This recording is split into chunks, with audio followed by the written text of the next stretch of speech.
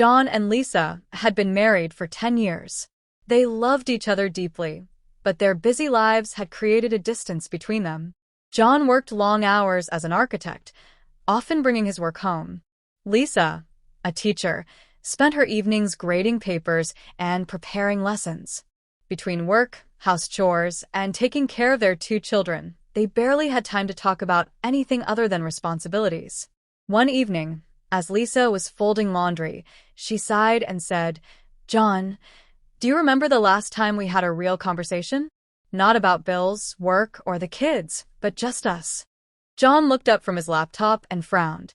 "I guess it's been a while," he admitted. Lisa smiled. "We need to fix that.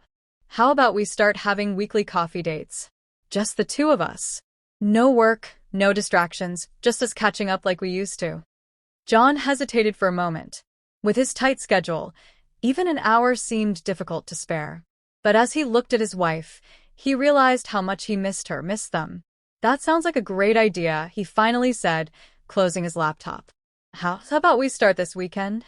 The first coffee date. On Saturday morning, John and Lisa went to their favorite cafe, the same one they used to visit when they first started dating.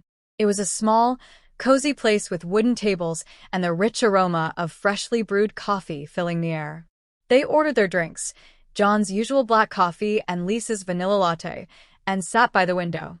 At first, they talked about everyday things: their kids' school projects, John's upcoming deadlines, Lisa's classroom stories. But as the conversation flowed, they started reminiscing about their past, how they met, their first date, their early struggles, and their happiest memories.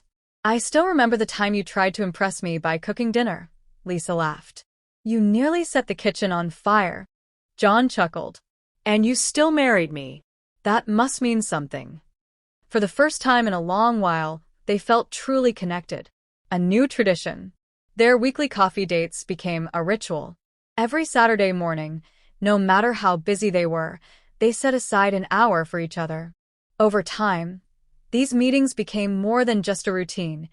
They became a reminder of why they fell in love in the first place. Some weeks, they talked about their dreams, traveling to Europe, learning a new hobby, or even retiring by the beach. Other times, they simply sat in comfortable silence, enjoying each other's presence. As the weeks passed, their relationship grew stronger. The small moments of laughter, shared stories, and quiet understanding brought back the intimacy they had almost lost. One morning, as they were finishing their coffee, Lisa reached across the table and held John's hand.